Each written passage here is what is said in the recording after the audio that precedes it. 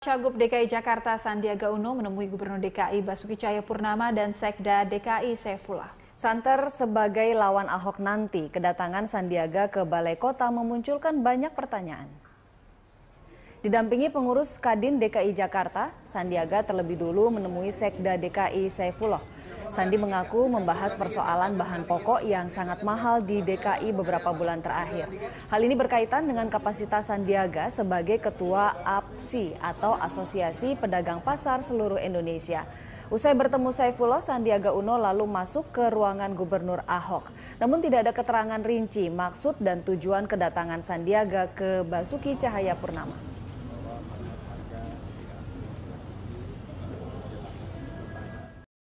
Pembatasan lalu lintas ganjil genap. Kendaraan pribadi wajib beroperasi berdasarkan angka terakhir nomor polisi kendaraan dengan waktu dan tempat yang telah ditentukan. Sosialisasi berlangsung 28 Juni hingga 26 Juli, uji coba 27 Juli hingga 26 Agustus. Apabila uji coba berhasil, maka akan diberlakukan mulai 30 Agustus. Peraturan ini berlaku untuk hari Senin hingga Jumat, pagi pukul 7 hingga 10, dan sore pukul 16 hingga 20. Jika plat nomor kendaraan Anda berakhir ganjil, maka diperbolehkan di tanggal ganjil. Begitupun untuk yang genap.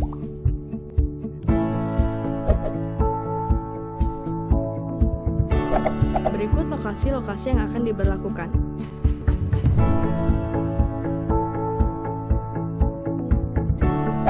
Adapun pengecualian untuk beberapa kendaraan yang tidak diberlakukannya ganjil genap.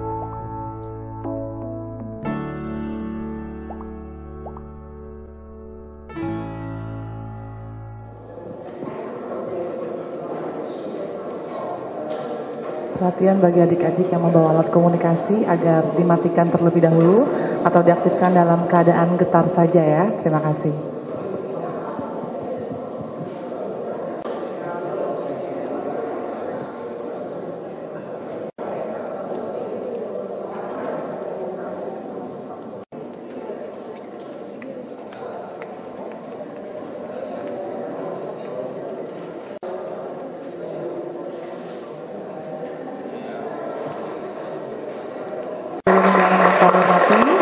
Gubernur Provinsi DKI Jakarta, Bapak Basuki Cahayapurnama, tiba di Balai Rung. Acara akan dimulai. Sebelum acara, kami persilakan berdiri untuk menyanyikan lagu Kebangsaan Indonesia Raya.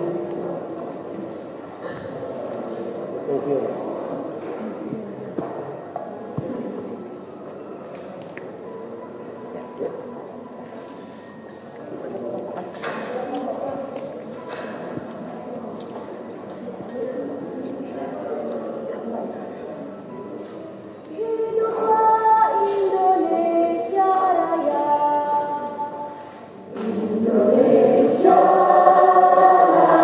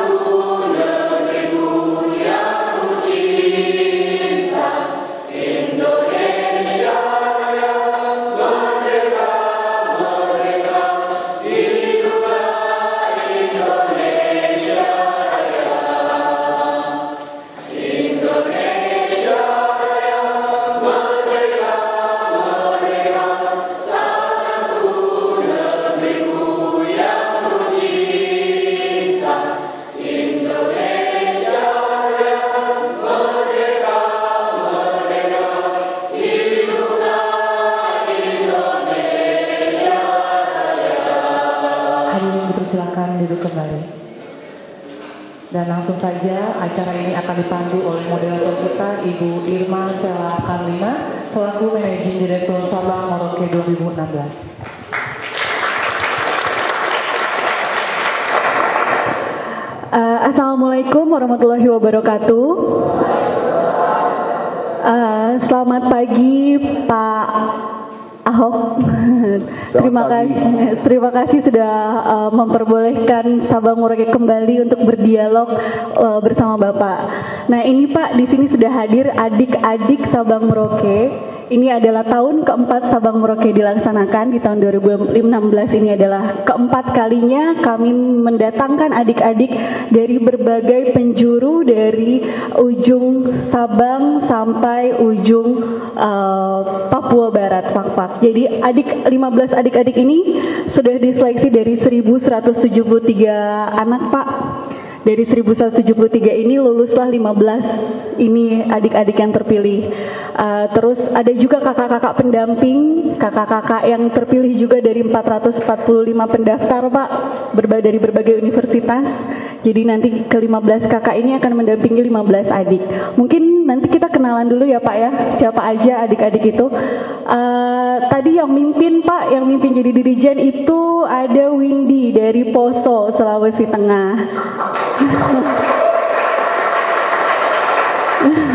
Dari Poso. Kakaknya ada kakak Tania dari UMN.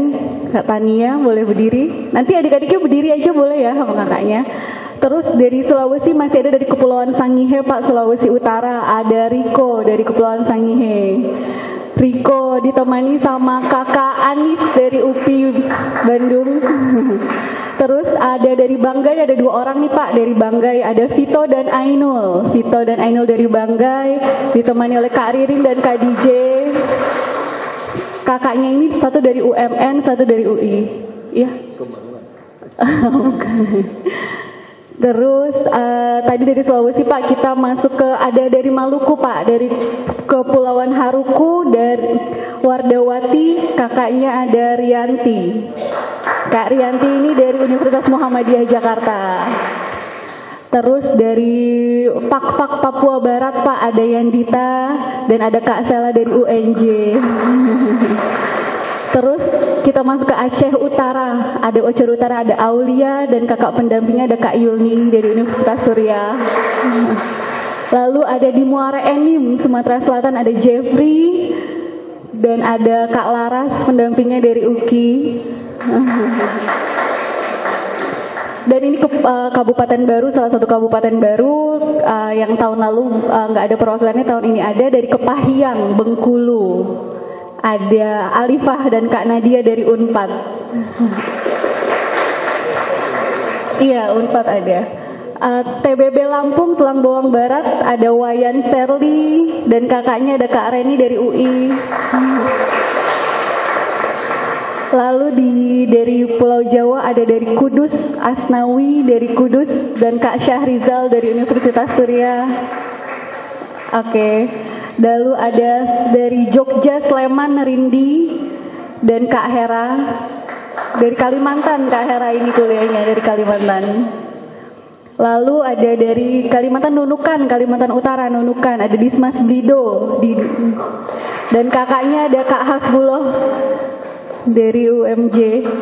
Lalu ada dari Pasir, Kalimantan Timur, Rahmah, dan kakaknya Kak Cika IPB. Dan yang terakhir ini ada dari Kabupaten Manggarai, Nusa Tenggara Timur, ada Putri dan Kak Adis dari IPB. Itu Pak 15 adik-adik yang terpilih tahun ini yang nanti akan berkegiatan 3 minggu di Jakarta. Ini adalah hari keempat Pak mereka di Jakarta, hari keempat. Tadi pagi-pagi sebelumnya udah ke Jakarta Smart City. Mungkin sekarang saya serahkan ke Bapak untuk sharing sama adik-adik. Mungkin ya pertama selamat datang ke ini namanya apa ya? Baleirung ya? Baleirung. Aku nggak gitu ingat. Karena namanya Balai Agung. Ini Baleirung. Ini total namanya Balai Kota. Kayak yang di depan namanya Pendopo. Terlalu banyak istilah ini. Yang pertama yang selamat datang. Dan Assalamualaikum warahmatullahi wabarakatuh semua. Saya kira mungkin jauh lebih cepat anak-anak yang nanya. Tanya aja apa aja yang Anda pengen tahu. Kalau Bapak yang cerita, Bapak ceritanya panjang nanti, waktunya habis. Tanya aja, dua anak tanya, nanti kita jawab. Boleh. Jadi memang anak-anak ini sudah mempersiapkan pertanyaan. Tapi mungkin sedikit sebelum mereka bertanya, mungkin Bapak bisa cerita. Enggak, maksudnya dari pertanyaan-pertanyaannya kita cerita. Iya boleh. Cerita. Siapa mau bertanya dulu? Nanti yang kurang silakan. bisa tanya. Oh ya. Assalamualaikum warahmatullahi wabarakatuh. Saya mau bertanya, gimana cara Bapak mengatasi masalah tentang pencabulan anak dan anak yang di bawah umur yang sudah merasakan narkoba? Terima kasih.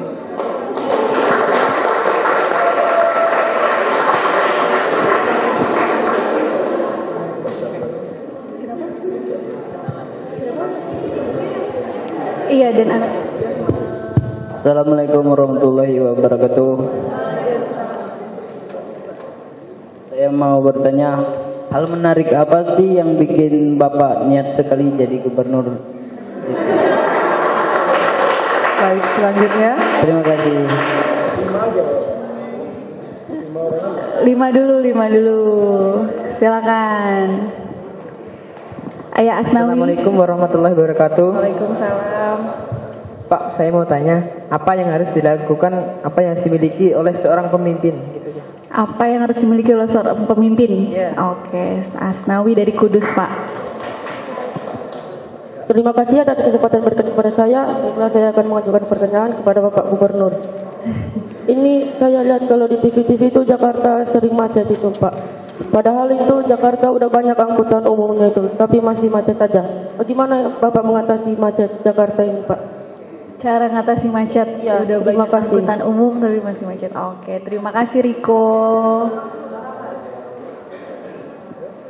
Satu lagi ya Pak, 5. Assalamualaikum warahmatullahi wabarakatuh. Waalaikumsalam. Selamat pagi, Shalom, Om Swastiastu. Saya Elizabeth Ridino Fitri dari Sleman, Yogyakarta. Saya sering mendengar di TV kalau Pak Ahok itu keluarganya sering diteror sama orang-orang karena mungkin Pak Ahok beragama non-muslim. Nah, saya mau tanya, apa tindakan Pak Ahok menghadapi orang-orang yang sering mengancam keluarga Pak Ahok? Sekian, terima kasih. Tindakan Pak Ahok yang sering.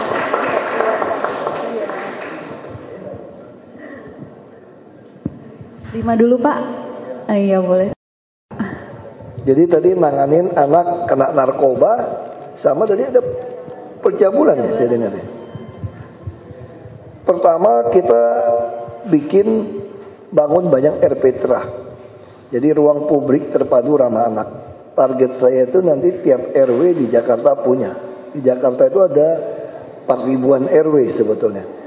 Kita punya kelurahan 267. Sekarang pertama targetnya tiap kelurahan dulu. Kita udah membangun selesai, saya resmikan 53 dari 63. Dan tahun ini kita mulai konstruksi 124 atau berapa saya lupa. Jadi target tahun depan juga 100-an. Untuk apa? Inilah tempat untuk mengenali anak. Makanya saya memaksa RT RW kami itu harus jadi pemerhati. Jadi lurah harus jadi pemerhati. Kalau sudah terkena ya tentu ada rehabilitasi segala macam gitu. Kita harus berbicara, ini semua bisa kena. Karena di Jakarta kota gitu besar, orang tidak kenal satu sama lain, tidak peduli.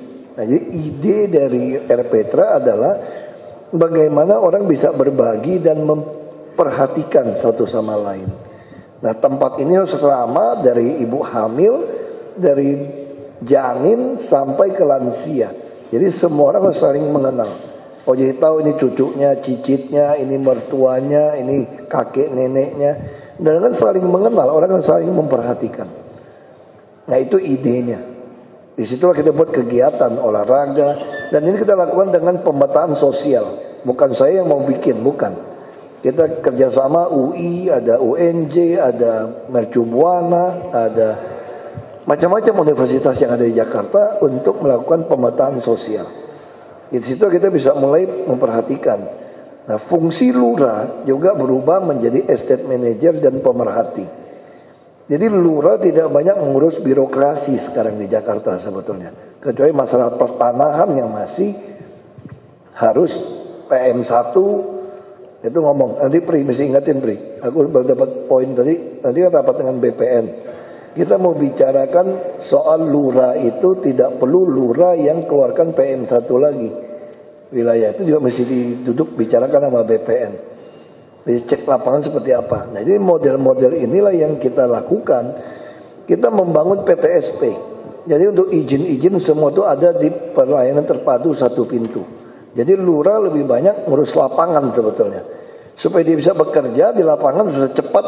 Kita juga mengharapkan partisipasi masyarakat. Jadi kalau lihat mencurigakan apapun, masyarakat bisa masuk ke clue kayak di Smart City tadi. Yang keluar tanda merah, si lurah yang kepala pemerhati itu dapat notifikasi. Lalu bagaimana dia punya pasukan gerak cepat? Itu namakanlah PPSU, pekerja prasarana sarana umum, yang orang kenal dengan pasukan oranye. Jadi ketika lurah melihat laporan, dia mesti ada pasukan yang gerak cepat. Itu PPSU. Dan kami juga kontrol tuh lurah. Kalau dia merah terus, nggak jadi kuning, dia nggak respon, apa yang nggak jadi hijau, kita akan tegur. Di HP saya itu ada clue dashboard. Begitu saya pencet sudah keluar daftar urut lurah mana paling rajin, mana paling malas. Kalau kamu terus malas terus di bawah, saya pecat sudah. Nggak ada urusannya. Itu seperti itu. Kita membuat cara-cara mengatasi. Jadi anak-anak apapun, perbuatan apapun harus kenalin. Makanya sekarang kita juga membuat sistem komputer yang sangat baik di RPTRA. Anak-anak berapa orang yang bermain, siapa dia, itu kita catat. Sistem kita evaluasi. Ada Badan Pemberdayaan Masyarakat yang mengevaluasi. Nah, saya kasih tahu mereka petunjuk begini. Kalau kamu lihat ada satu anak yang datang, tiba-tiba dia nggak datang, kamu harus datangin rumahnya. Mungkin dia mengalami kekerasan dalam rumah tangga atau penganiayaan pada anak.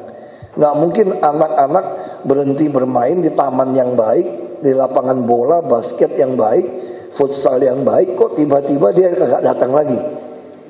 Atau kita lihat daftar kita, makanya saya bilang sama lurah, tentu belum sempurna. Karena tidak semua lurah kita rajin. Tidak semua RT RW di Jakarta rajin.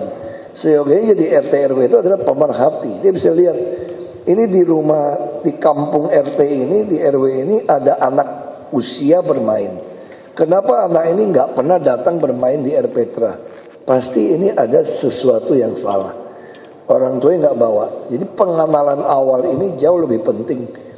Tentu rehabilitasi semua ada caranya. Tapi pengenalan awal inilah yang jauh lebih penting. Jadi kita di kecil udah tahu mukanya kayak apa, orang ini seperti apa, lingkungannya harus tahu. Baru Jakarta ini bisa jadi kota modern tapi manusiawi.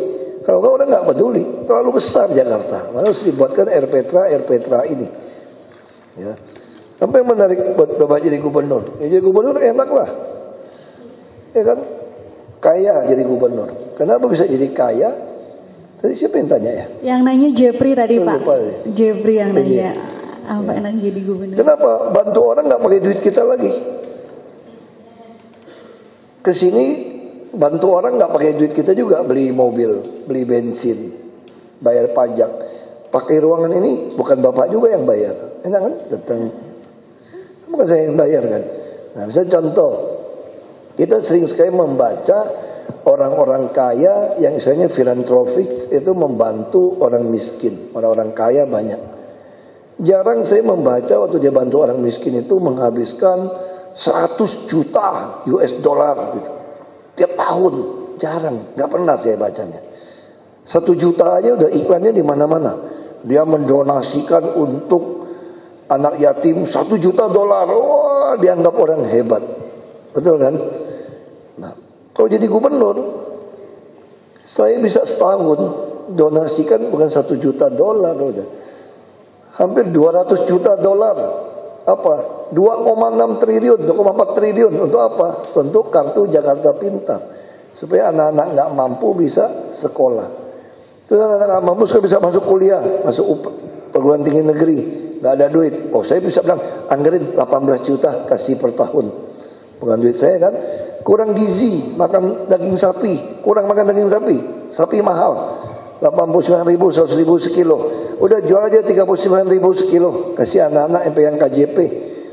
Masukin anggaran. Bisa. Terus orang Tangerang, Bekasi kerja di Jakarta, naik busnya mahal, 10.000, 15.000. Jual 3,5 aja tiketnya, dan dia nggak naik motor. Semua bus kita beli baru. Berapa duit masih subsidi? Tiketnya gitu murah, 3,5. 3,2 triliun keluar aja. Bukan duit saya, triliun ini. 12 nol itu. Keluar aja. Nah, bukan duit saya kan. Enak kan? Nah, ya gubernur tuh enak.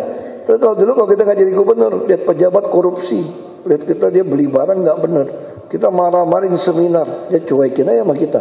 Coba kalau dia jadi gubernur, maki-maki dari sini, marah-marahin, enak kan? Coba kalau kita di luar, nggak bisa marahin dia. Kita cuma seminar, ngomong apa, kalau di sini, damprat habis, maki-maki habis, masuk anggaran, coret-coretin, pemahaman, tulis saya gede-gede pakai spidol merah. Kasih gede lingkaran, balikin sana, tulis pemahaman nenek lu, balikin. Nah itu enak jadi gubernur kan. Coba kalau nggak jadi gubernur, nggak bisa kayak gitu. Atau kalau dikirimin proposal yang nggak masuk akal, langsung tulis aja, gila loh, gila kirim pulang. Nah itu makanya bapak lebih suka cita sekarang daripada waktu jadi orang kaya di kampung. Karena kalau kita jadi orang kaya di kampung punya pabrik, datang orang miskin. Bapak emaknya masuk ICU, minta duit, mau kasih duit berapa? Masuk ICU bisa dulu 800.000 sehari.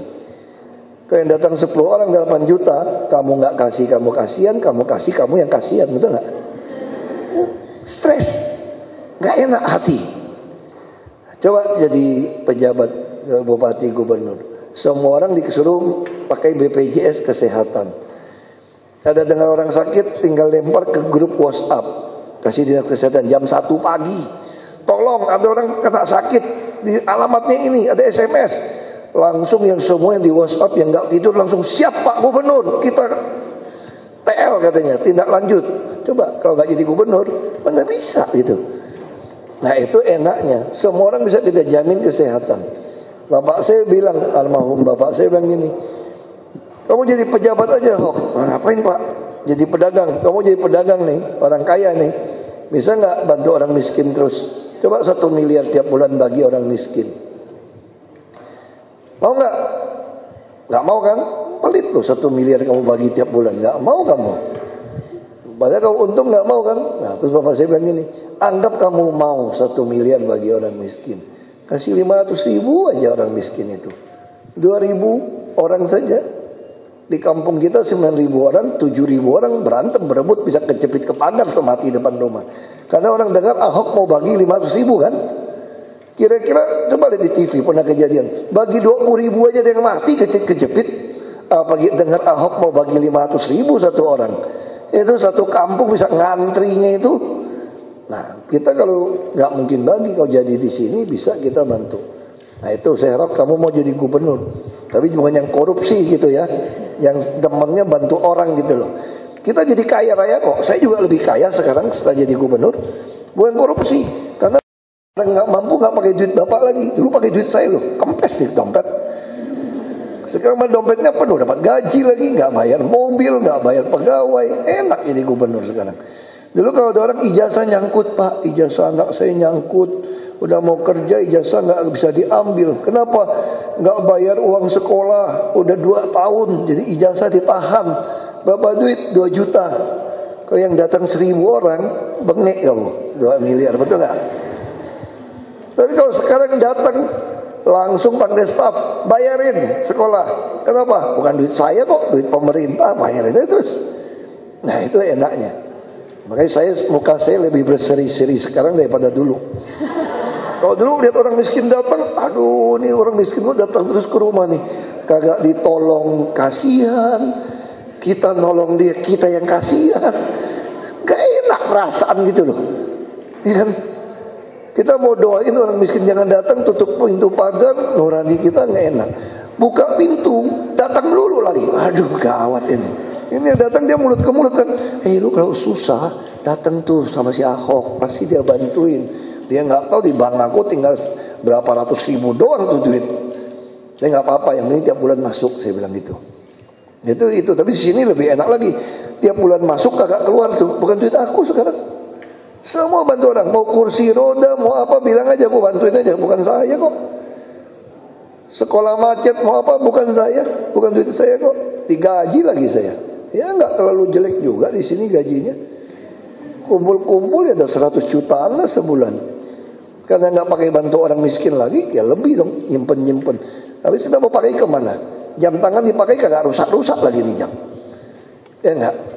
Masa mau cakep beli jam tangan 5? Lucu juga kan? Nah, mau kemana? Pagi sampai malam di sini, makan ditanggung di sini. Makan enak lagi, tinggal pesen. Jadi duitnya nggak kepake-pakai itu kita sebetulnya. Nah, itu enak jadi gubernur. Aku sengaja ngomong biar kalian mau jadi gubernur semua. Bahkan mau jadi presiden, coba lihat tuh. Jadi presiden lebih enak lagi, coba lihat tuh. Sampai gigi beliaunya keluar kayak Pepsodent, senyum, senang. Ya tuh. Mesti gitu. Kalau jadi presiden lebih banyak lagi, bisa buat seluruh Indonesia. Ya. Aduh, gawat ini. Saya jadi kehapus lagi nih. Oh ini Pak, lanjutannya apa yang harus dimiliki sebagai seorang pemimpin Pak? Iya, ini mohon maaf nih. Ini gaptek, ini kehapus malah saya. Oke. Apa yang harus dimiliki sebagai Bapak sebagai seorang pemimpin? Jadi pemimpin gampang. 1, jangan terima suap. 2, jangan berpihak. Jadi siapapun datang, kamu lempeng aja. Kalau kamu terima suap, kamu akan bengkokkan keadilan. Ya dong, kamu gak berani lagi ngomong benar apa enggak. Yang kedua, ya jangan berpihak. Kalau kamu berpihak, kamu repot. Nanti datang lagi orang satu lagi, kamu pusing jawabnya. Kamu belain dia. Kebetulan datang lagi kamu bela dia. Kalau dia sama dia gak cocok gimana?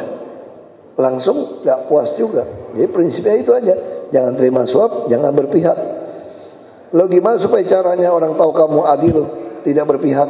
Semua keputusan kamu upload ke YouTube aja supaya orang nonton.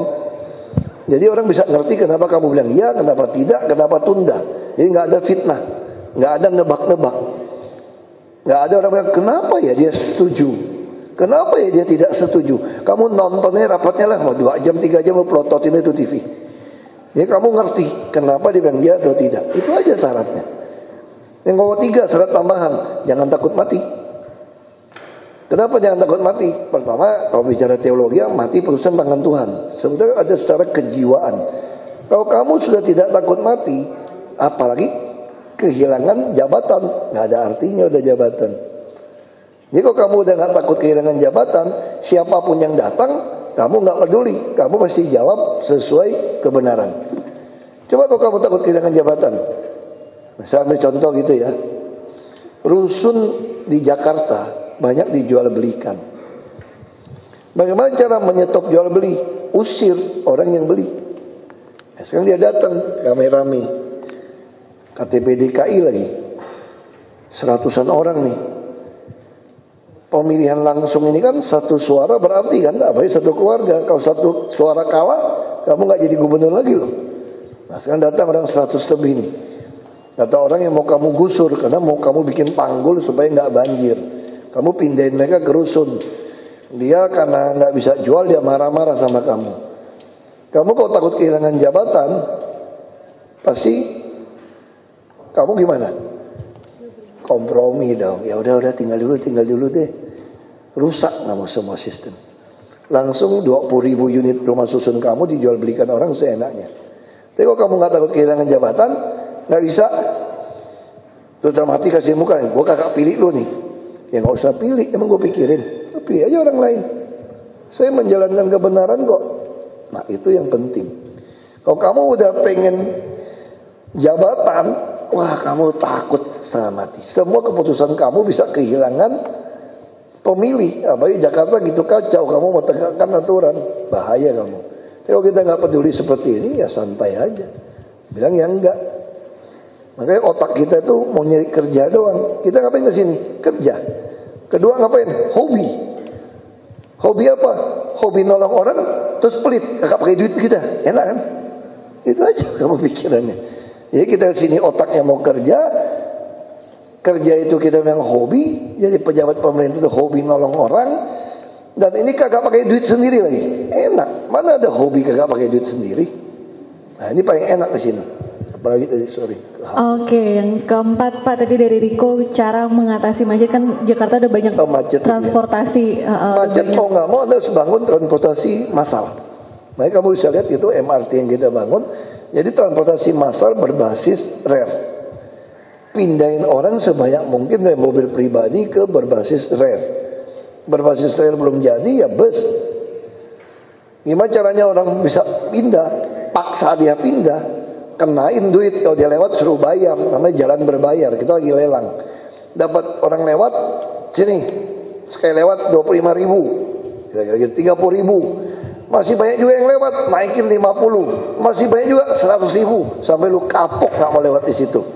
Nah, ada juga yang mau lewat kan. Nah, duitnya gimana? Duitnya kita pakai untuk subsidi bus. Nanti di seluruh jalur yang harus bayar tadi tanda bus tidak bayar. Prinsipnya itu aja. Kalau kemacetan, orang harus naik transportasi umum secara bareng. Kalau yang nggak mau naik, silakan nggak mau naik, bayar loh yang mahal. Karena duit kamu mau kita pakai buat yang mau pakai yang umum. Satu lagi apa? Yang terakhir Bapak, kalau sering diteror keluarga, diteror. Rindi Pak, Rindi. Kamu tahu dari mana? Keluarga aku nggak pernah diteror. Nggak pernah. Ya dulu cuma gertak-gertak teror saja dulu kan.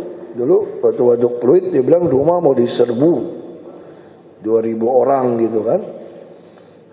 Wah saya pikir-pikir bener apa enggak ya. Kalau aku pindah, kalau nggak bener diketawain ya enggak. Mendingan siap-siap aja. Tungguin. Gitu, siap-siap aja. Keluarga saya biasa-biasa aja. Waktu saya sampaikan ke anak saya yang pertama, dia biasa-biasa aja. Waktu itu baru umur berapa dia? 15 kali. Saya bilang, nanti mungkin malam ini diserbu rumah lu. Wah, semua senjata kamu siapkan yang bisa siap gitu ya. Anak laki yang beda. Kita fight sampai mati Pak kalau diserbu. Wah, dia ngomong gitu kan. Dia nggak merasa diteror kan.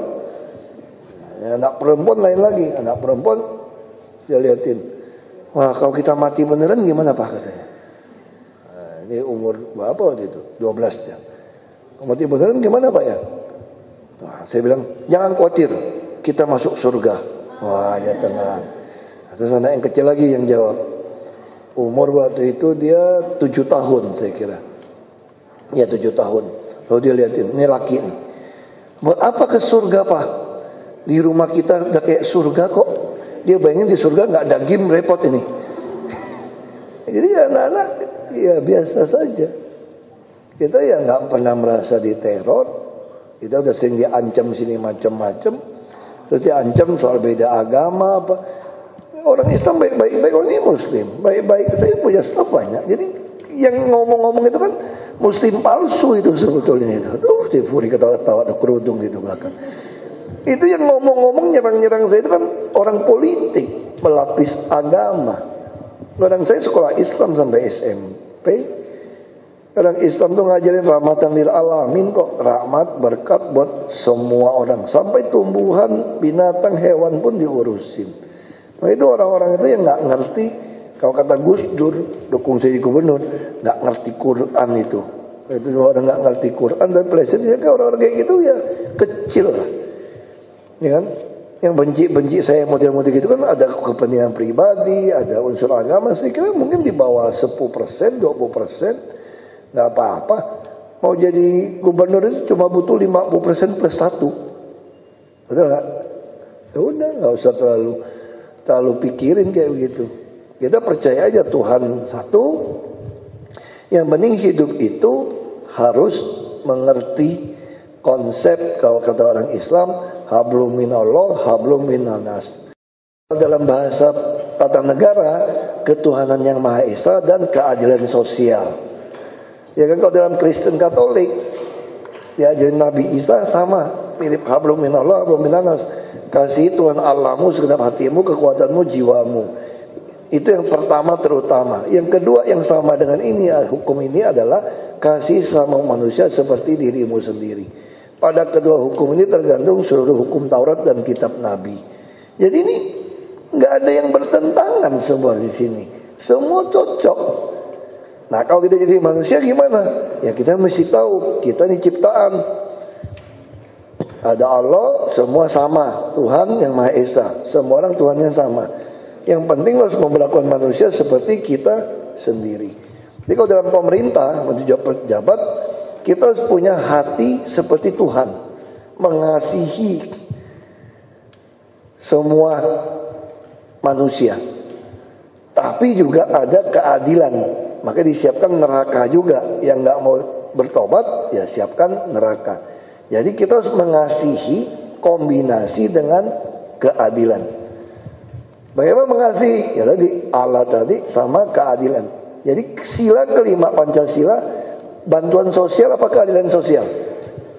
Keadilan. Apa beda bantuan dan keadilan? Kalau tadi anak-anak datang kemari, digebukin, ada yang rampok, ada yang nodong, ada satpam.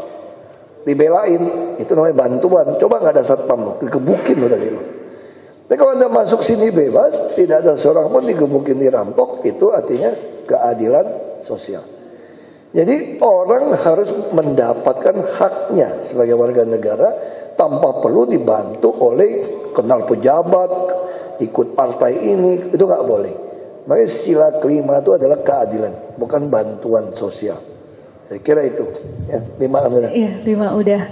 5 lagi. Tadi udah 5, boleh 5 lagi adik-adik yang mau bertanya, siapa? Iya, 15 adik aja. 5 lagi? Ya, Shirley boleh. Bagaimana cara Pak Ahok bisa menjadi gubernur? Gimana caranya? Oke, yang kedua, Yandita. Dari Fak-Fak. Yang saya tanyakan, Udah dengerin. Saya melihat banyak anak yang di bawah umur atau seusia saya. Saya melihat banyak anak yang di bawah umur atau seusia saya yang tidak sekolah, seperti diperkerjakan atau mungkin kemauan sendiri untuk mencari uang. Bapak tadi sudah katakan bahwa padahal Bapak itu sudah mendonasikan uang, sudah membuat kartu Jakarta Pintar. Niat Bapak itu memang sudah bagus menurut saya. Kemudian bagaimana nih kalau misalnya anak itu memang dipaksa orang tuanya atau memang lebih memikirkan kepada uang dan uang? Yang ingin saya tanyakan, apa yang Bapak lakukan jika kenyataannya seperti itu? Terima kasih. Ketiga siapa? Alifah, dulu boleh. Ya. Alifah ini dari Kepahyang, Bengkulu, Pak. Yang saya ingin tanyakan, tenang. Apa yang terhentak di hati dan pikiran Bapak ketika Bapak melihat para gelandangan-gelandangan itu yang tinggalnya di jalanan seperti para pemulung dan pengemis-pengemis, dan apa yang akan Bapak lakukan terhadap mereka? Oke, itu saja. Terima kasih. Oke. Ayo Dion, silakan Dion. Baiklah, selamat pagi. Dari Nunukan, Dion dari Nunukan. Saya mau tanya, Indonesia kan sebagai negara yang berkembang, dan kebutuhan sehari-hari kita itu Pak, kita bergantung kepada negara mana saja? Bergantung pada negara mana? Apa? Bergantung pada daerah mana saja? Daerah mana saja? Negara kita bergantung sama siapa? Iya. Negara kita bergantung pada siapanya? Negara berkembang kita bergantung ke negara mana aja? Yang saya ingin tanyakan, apa cita-cita Bapak saat kecil dan bagaimana cara Bapak membagi waktu kerja dengan waktu keluarga? Cita-cita dan cara membagi waktu.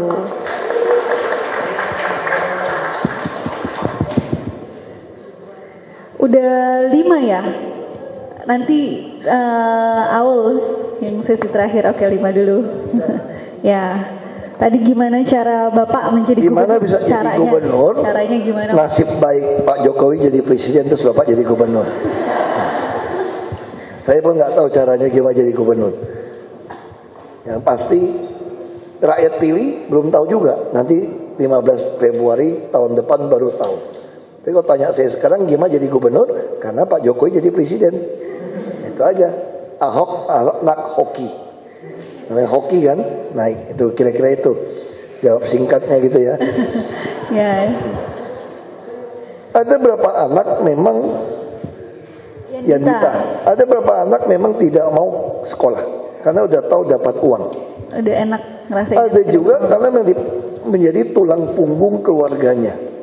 Bahkan ada anak di bawah umur jadi pekerja seks komersial. Ditangkap, tapi ini keluarganya menolong dia. Bagaimana bisa menolong mereka seperti itu? Kita tentu mendorong mereka sekolah. Tapi kalau dia tidak mau bagaimana? Nah, kita berusaha dia produktif. Misal salah satu kita lakukan. Sekarang kita lagi pindahkan orang-orang di kawasan kumuh itu usahakan ke rusun. Supaya dia bisa pelatihan. Lalu apa yang kita lakukan? Kita mulai membuat sepak bola rusun, pertandingan rusun. Yang juara itu dikirim jalan-jalan ke Spanyol. Bisa seminggu 3 minggu langsung ikut training di sana segala macam. Nah sekarang kita lagi pengen paket, bapak emaknya juga pergi kalau anaknya bisa dapat.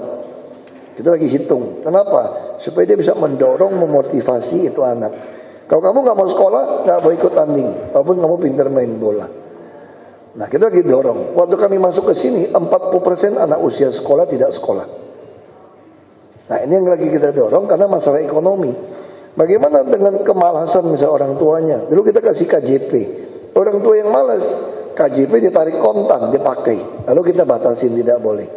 Untuk anak Anda beli barang semua harus didebet di bank. Atau di toko-tokonya.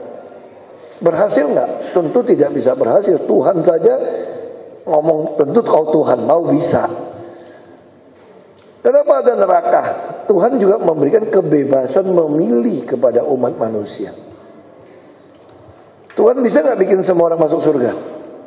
Bisa kalau dia mau. Maha kuasa kok. Kenapa Tuhan tidak mau lakukan? Karena Tuhan memberikan kebebasan memilih kepada manusia. Nah sekarang juga sama di ibu kota ini. Kalau anak tidak mau ya silakan pergi Anda. Tapi kita kan berusaha membuat Anda untuk sekolah. Kalau Anda nggak sekolah bagaimana? Bukan berarti Anda juga selesai. Tapi Anda kita awasin. Kalau dagang narkoba ya kita tangkap. Tapi kalau Anda mau kerja, kita bikin pelatihan-pelatihan juga. Belum tentu anak tidak sekolah itu berarti dia akan gagal juga. Tapi pasti kami maunya dia sekolah. Nah sekarang bagaimana untuk nanganin pengemis misalnya? Pengemis di jalanan semua nggak mau kerja. Prinsip saya sederhana. Kamu kalau nggak mau kerja nggak boleh makan. Pertanyaan sederhana juga gitu loh. Kalau orang datang ngemis di gereja gitu loh, Anda kasih duit nggak? Saya nggak mau kasih. Saya cuma pengen tahu dia kerjanya apa, kondisi rumahnya seperti apa. Kalau dia betul-betul miskin, anaknya langsung kita kasih KJP. Ini prinsip. Jadi anaknya itu kita kasih KJP. Bapaknya kalau mau kerja kita cari kerja di kawasan industri, mau kerja nggak? Kecuali dia nggak mau kerja. Kalau sama sekali nggak mau kerja bagaimana? Pengemis.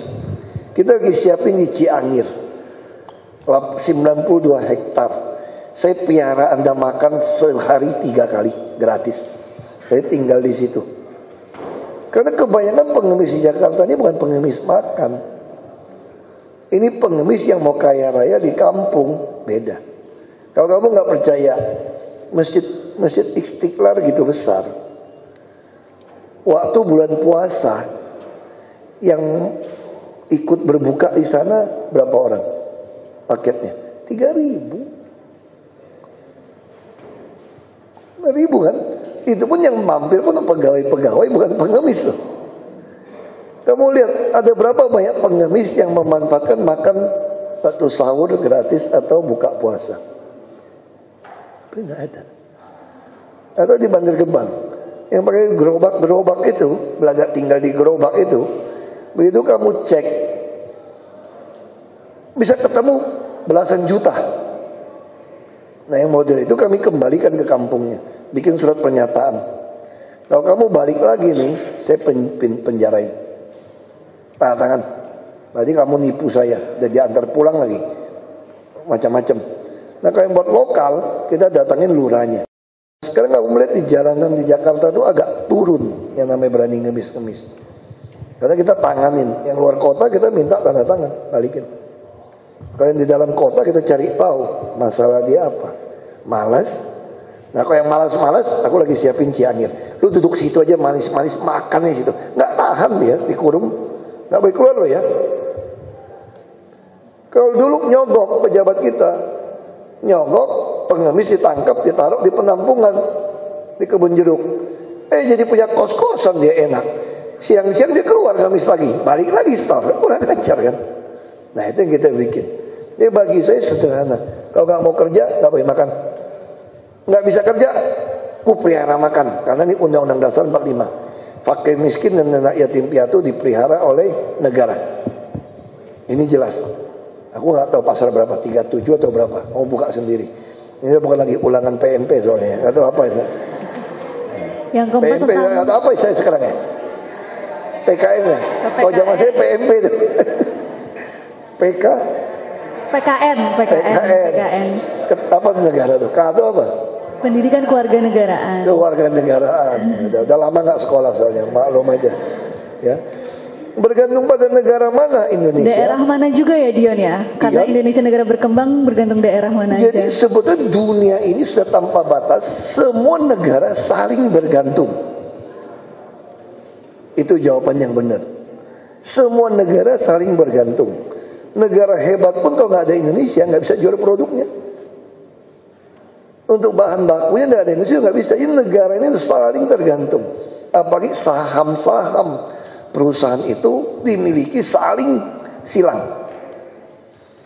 Jadi yang namanya perbedaan warna kulit, agama, suku, etnis, ras itu politik saja, sama yang ideologi saja. Kalau soal duit nggak mengenal itu primordialisme. Duit orang Arab lebih banyak di Amerika dipegang Yahudi atau dipegang orang Indonesia yang lebih banyak Islamnya? Aku mau tanya. Aku tanya. Duit orang Arab itu yang Islam banget yang kita harus pergi itu ditanam di Indonesia yang Islamnya paling banyak di dunia atau dipegang orang Yahudi di Amerika, di Eropa? Di Amerika, di Eropa. Jadi duit mengenal agama nggak? Enggak. Orang politik aja jualan agama. Jadi dipisah-pisahin. Dunia nggak ada batas lagi, nggak bisa dibilang kita bisa tergantung ada enggak. Orang juga tergantung kita kok. Siapa bilang Indonesia tergantung sama semua negara? Enak aja. Orang Amerika juga tergantung sama kita. Masing-masing ada tergantungnya. Jadi kamu nggak boleh punya pemikiran negara kita ini berkembang lalu tergantung sama negara maju. Enak aja. Lama-lama juga dia nggak maju juga kok. Kalau kita maju terus, betul nggak? Kalau kita maju terus dia juga bisa nggak maju. Kenapa kita bisa minder? Nggak usah minder kita. Sama kok makan nasinya kok, betul nggak? Nanti juga kita juga Olimpiade juga ada yang dapat emas, pernah dapat. Nah ini penting. Jadi kalian jangan pernah berpikir kita tergantung sama negara maju. Kayak cerita film-film. Mau jadi presiden mesti tergantung Amerika setuju apa nggak setuju. Urusan apa? Kamu kebanyakan nonton film Hollywood kalau gitu. Nah, nggak ada itu. Nah, cita-cita kecil. Ya, cita-cita sama masyarakat. Cita-cita kecil aku nih banyak. Cita-cita kecil dulu, saya mau jadi pejabat PT Timah. Kita namanya Kepala Wilayah Produksi Kawilasi. Wah berkuasa sekali PT Timah dulu di Belitung itu. Camat pun nggak ada duit. Semua listrik, air, telepon. Kita udah pakai telepon loh. Kita udah pakai TV, relay TV segala macam. Karena penambangan semua punya PT Timah. Jadi Kepala Wilayah Produksi itu Kawilasi itu tuan kuasa istilahnya itu berkuasa sekali. Camat semua nggak ada duit. Wah langsung bapak berpikir saya mau jadi kayak itu nanti. Kenapa? Nanti anak saya mau anak tupai pun tinggal dipanggil cariin loh. Berkuasa sekali dia. Bapak saya pengen saya jadi dokter. Itu cita-cita kecil. Saya makin besar saya pikir mau jadi konglomerat. Supaya bisa bantu orang miskin yang banyak. Begitu pabrik udah dapat untung duit banyak, nggak bisa bantu orang miskin banyak, berantem sama pejabat. Saya mulai berpikir, bapak saya bilang benar juga. Aku mau jadi pejabat lah. Nah, bapak saya bilang ini, orang miskin nggak bisa lawan orang kaya nggak bisa nantang pejabat. Mau lawan pejabat, jadilah pejabat. Benar juga aku pikir. Nah, jadi aku pejabat. Nah itu cita-cita ya seperti itu. Geser-geser kan. Mau jadi pilot giginya jelek, nggak bisa. Orang Belitung begitu. Bagi waktu sama keluarga, ya tergantung kamu tipe keluarga seperti apa. Kalau tiap malam minggu mau ngajak saya ke puncak, ya nggak bisa. Mau nginep-nginep di villa mana, ya nggak bisa. Mau makan-makan di luar, ya berat kita. Makan di luar diajak foto, nggak makan-makan nanti loh. Kita nggak ada lagi cerita jalan-jalan ke mall. Nggak ada lagi. Jadi waktu dengan keluarga gimana? Saya setiap pagi masih doa bersama anak-anak saya sebelum berangkat sekolah. Saya ada waktu. Saya masih bisa bacakan firman Tuhan kepada anak-anak saya. Saya masih bisa sharingkan sama dia pergumulan saya seperti apa. Dan firman Tuhan janji menguatkan saya seperti apa. Saya ada waktu itu. Setiap pagi sekolah. Sebelum dia berangkat, saya stop olahraga dulu untuk ngomong sampai dia berangkat jam 6. Saya bangun pagi, 4:30 udah bangun. Lalu malam, kalau pulangnya belum kemalaman, nggak ada acara penting, saya pulang ke rumah. Bisa ketemu anak, ya hello, say gitu. Kalau Sabtu atau Minggu, pulang kawinan, ada cek tempat, malam kan berkawinan lagi. Ada film bagus, yang anak-anak suka, saya bisa masuk ke bioskop. Masuk ke bioskop, nonton bareng. Atau kalau ada waktu dia lagi main game, saya lagi balas-balasin WhatsApp, saya tungguin sambil dia komentar, liatin. Ya trik-trik sedikit lah. Pas dia lagi main kita balas. Pas dia melihat kita liatin. Oh itu sampai di mana? Gitu ya. Nah, dia merasa senang gitu. Nah waktunya ya seperti itu. Mereka juga ada maklum, memang begitu kan. Misalnya Sabtu Minggu lagi main, oh sorry ini ada kawinan, bapak mau jalan, dia ganti baju, udah tahu dia pergi. Pesan makan di rumah, ya. Yang penting mendidik anak bagi saya bilang apapun yang terjadi, jangan pernah nyalakan Tuhan. Tuhan nggak pernah salah. Itu aja kalian mesti pegang. Bapak nggak bisa sertain kamu terus sampai tua, sampai mati. Bapak bisa tua, bisa mati.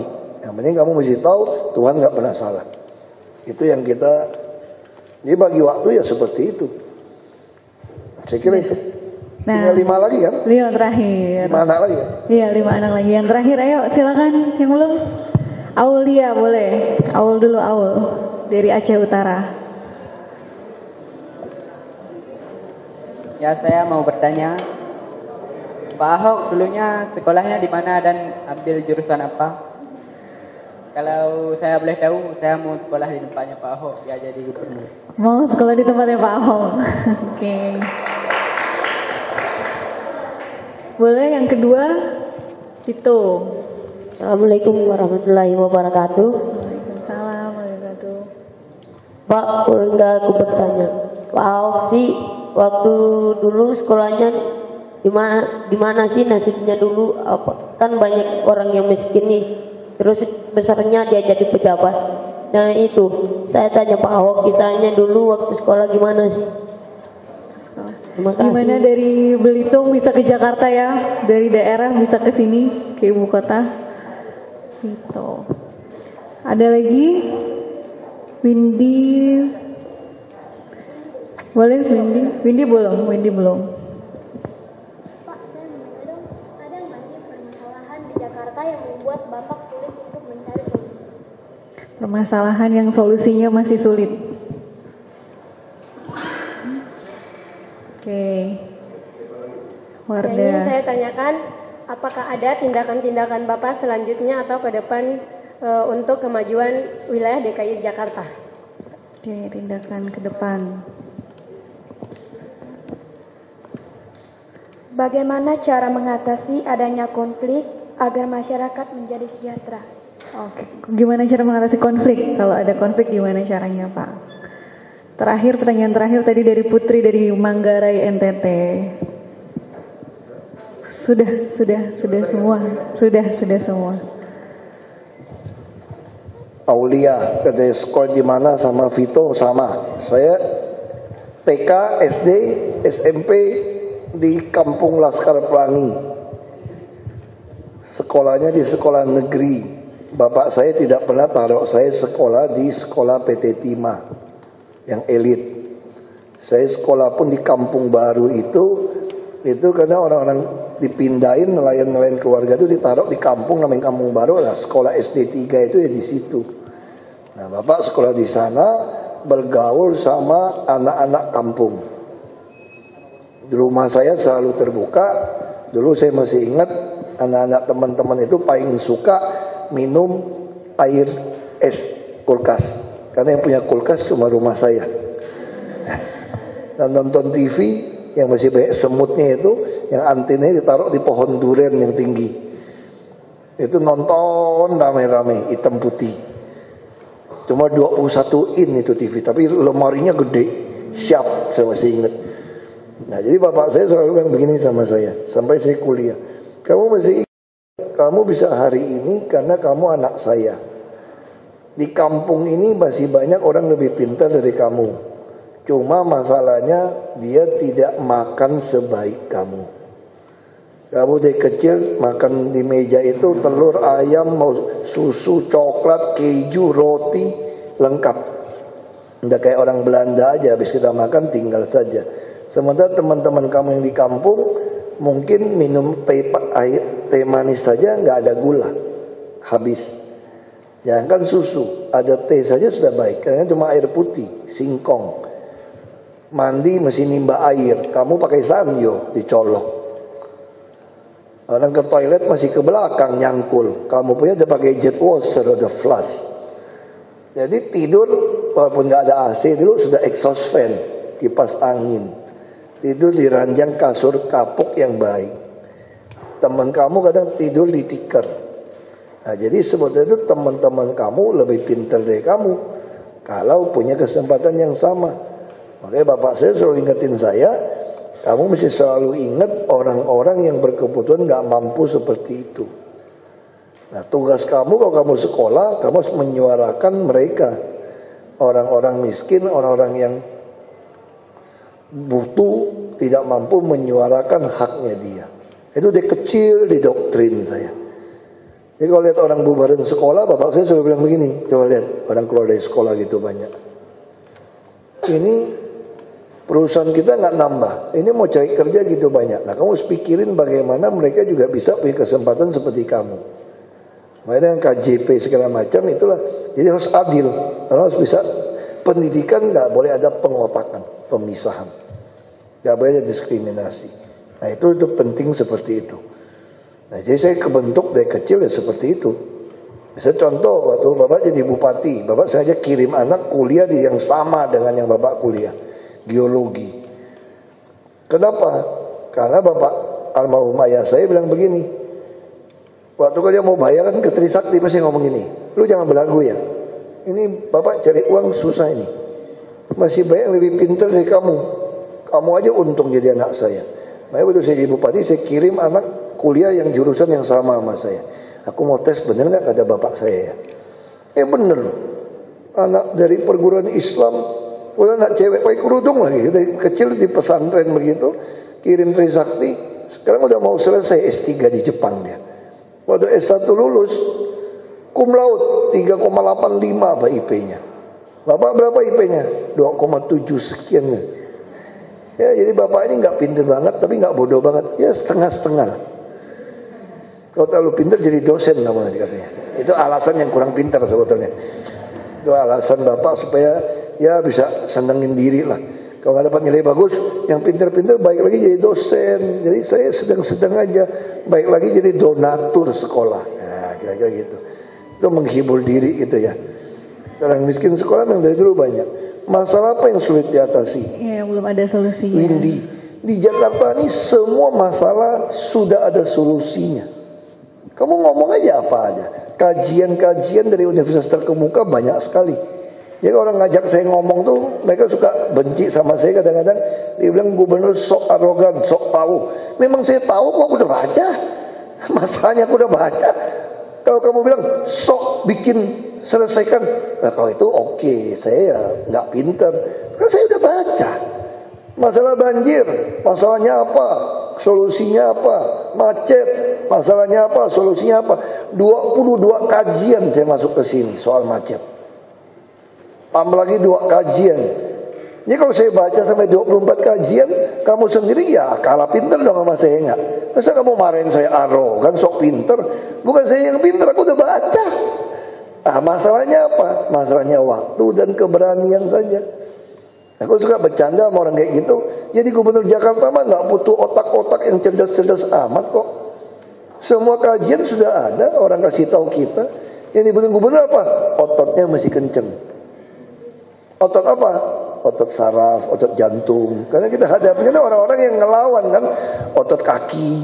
Kalau FPI lagi demo mesti lari ke tunggang langgang kan, itu kan jurus silat yang paling ampuh kan jurus 1000 kan, 1000 langkah langsung lari. Otot kaki kamu mesti bagus, otot tangan juga mesti bagus. Kata anak saya, kalau bapak lari ke atas atap terus ditolong helikopter pakai tali, kalau nggak biasa gelantungan jatuh loh. Nah ya otot tangan juga mesti kenceng. Semua sudah tahu, tinggal Anda berani eksekusi. Karena begitu kamu lakukan eksekusi, ini akan mempengaruhi kepentingan oknum yang paling miskin sampai oknum paling kaya. Oknum yang paling tidak berkuasa sampai oknum paling berkuasa. Akan terganggu dia. Karena rezekinya kita ambil, kita potong. Kenapa? Kalau mau disimpulkan satu, apa sih akar persoalan kita? Akar masalah kita cuma satu, korupsi. Itu aja akar masalah kita, korupsi. Jadi karena kepentingan korupsi itulah maka semua aturan dibengkokkan, semua dimainkan. Nah, gimana cara mengatasi korupsi? Anda harus transparansi. Bikin semua transparan, bikin tidak ada transaksi tunai. Makanya Bapak bikin di Jakarta ini, pejabat-pejabat nggak bisa narik uang kontan. 1 perak pun harus transfer bank. Dan semua bisa kita ikutin. Masih main nggak? Masih main juga. Tapi kata transfer bank, gampang saya menemukan, ngetrace, mengikutinya. Itu seperti itu. Ya. Tindakan selanjutnya buat kemajuan DKI, ya banyak. Melanjutkan yang sudah kita lakukan. Dari transportasi, bisa trotoar yang paling jelas. Jakarta itu trotoarnya hancur total. Tiap kali diperbaiki, dimainin, gali lagi, mainin lagi. Itu dihitung berapa panjang semua, 2.600 km. Jakarta Surabaya balik lagi tuh, pergi pulang. Itu trotoar tuh. Nah kita butuh waktu, butuh dana untuk kerjakan. Kita sudah temukan teknologi yang sampai dibongkar pasang, termasuk ducting segala macam. Itu kita lakukan. Cara atasi konflik asal masyarakat sejahtera sederhana. Harus ada pemerintah, pejabat yang tidak memihak. Kamu nggak peduli dia mau siapa, pokoknya aturannya gini ya, begitu. Sama jangan terima suap. Artinya apa? Ya kalau pakai bahasa Islam gitu ya, ajaran Nabi. Kamu harus punya pejabat yang sidik, fatona, amanah, dan publik. Nah kira-kira gitu. Kamu mesti jujur, cakap, mampu, dan tentu nggak berpihak kira-kira gitu ya. Kamu terjemahan aku nggak gitu ngerti lah. Yang aku tahu cuma sidik, jujur. Fatona bukan di KPK. Karena yang di sini maksud saya itu ya. Nah jadi syaratnya itu aja. Kalau kamu bisa pemimpin seperti itu, beres. Makasih. Terima kasih Bapak. Terima kasih pertanyaannya. Adik-adik yang hebat-hebat, luar biasa pertanyaannya. Pak Ahok juga kami terima kasih.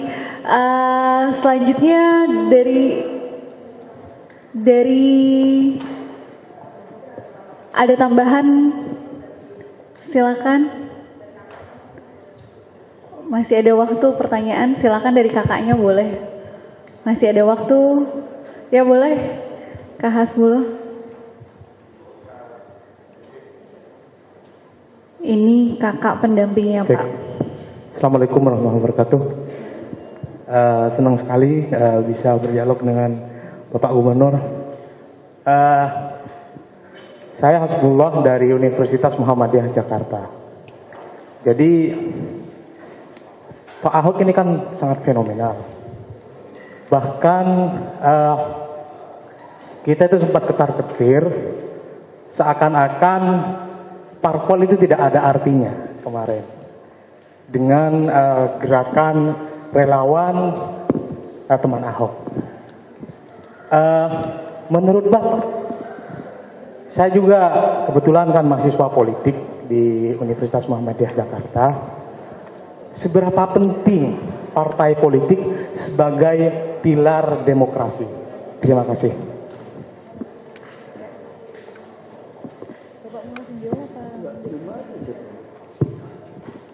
Ada lagi dibuka buat kakaknya, silakan kakak-kakak yang ingin bertanya, waktunya masih ada.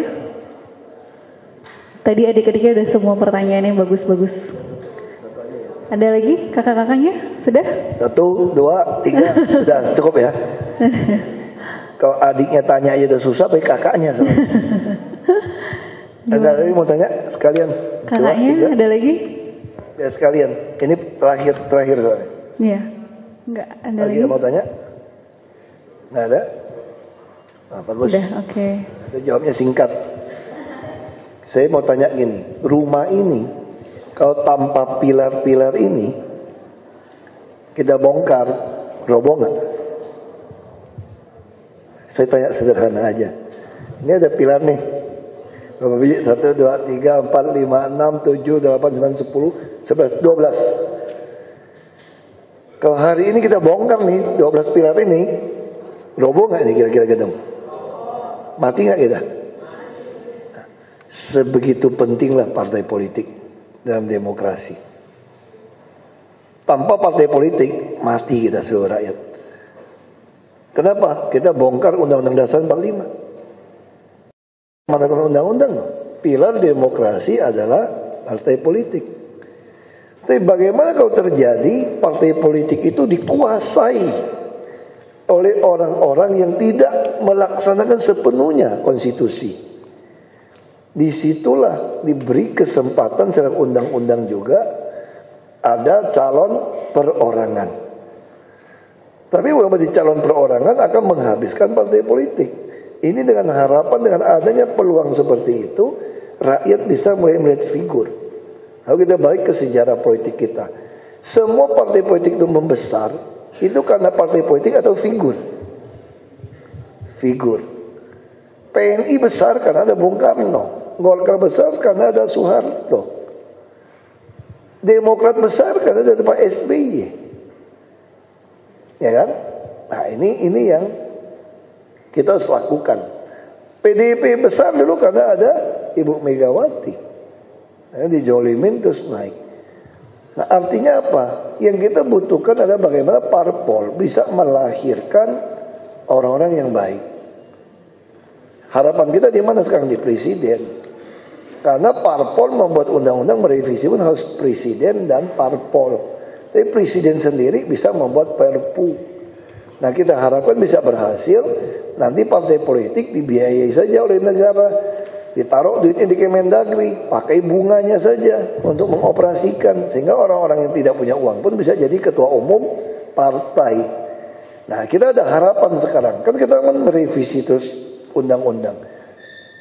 Pilpres dan DPR itu waktunya bareng 2019. Itu kita untung kita juga ada MK.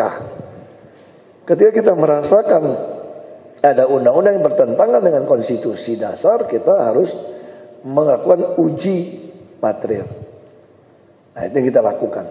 Jadi secara kalau tanya lebih penting, jawabnya sederhana. 12 tiang ini kalau kita robohkan, nggak ada tiang ini, ambruk dan kita mati semua. Nah itu seberapa pentingnya parpol. Makanya juga begitu pentingnya anak-anak semua kalau ada panggilan untuk memperjuangkan mewujudkan keadilan sosial, masuklah ke partai politik. Tapi masuk ke dalam itu jangan jadi ikut-ikutan korup. Harus berani menyuarakan kebenaran. Partai politik yang nggak mau ikut menyuarakan kebenaran berhenti saja. Kamu juga kendaraan kok. Saya butuh parpol sebagai tiang. Kalau tiangnya nggak benar, ganti tiang dong. Kira-kira begitu kan?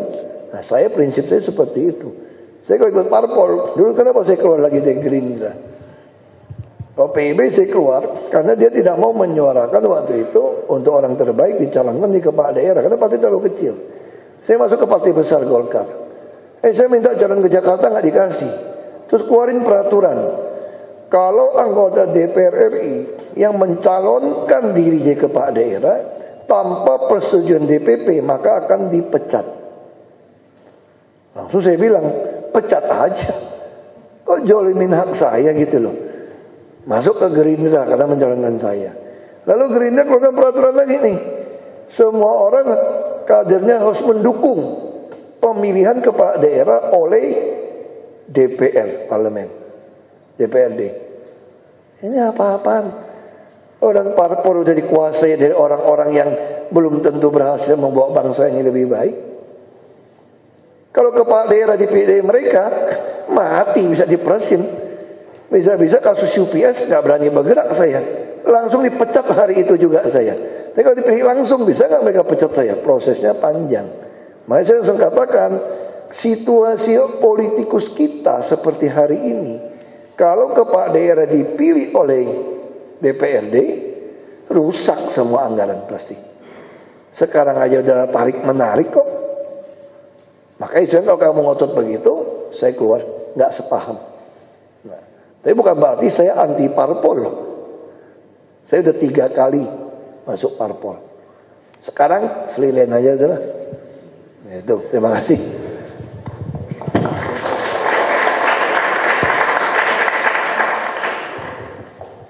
Tadi Kak, saya simpulin sebentar ya. Tadi kan adik-adik ini juga berasal dari berbagai daerah. Tadi yang paling penting adalah kalau mau jadi pemimpin, yaitu jangan terima suap dan jangan memihak. Kalau adik-adik mau menanamkan toleransi di tempat nanti adik-adik kembali ke daerah dan adik-adik nanti juga toleransi, harus bisa mengasihi semua, harus bisa mengasihi sesama. Itu aja ya Pak. Dari kami ada sedikit tanda buat sertifikat, ada sedikit tanda dari Sabang Merauke untuk Pak Ahok.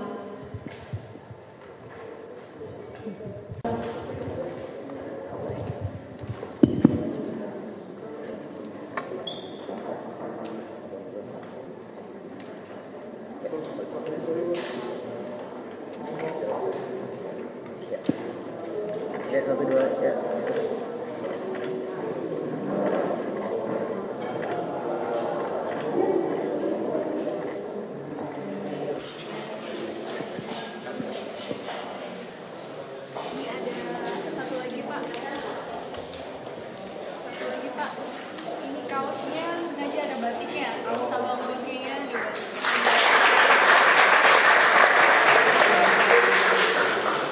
Lumayan kali ini, kaosnya pas. Dikasih Pak. Ini kita nah, di belakang ini Pak, slogannya Sabang Merauke Pak. Karena toleransi tidak bisa hanya diajarkan, toleransi harus dialami dan dirasakan.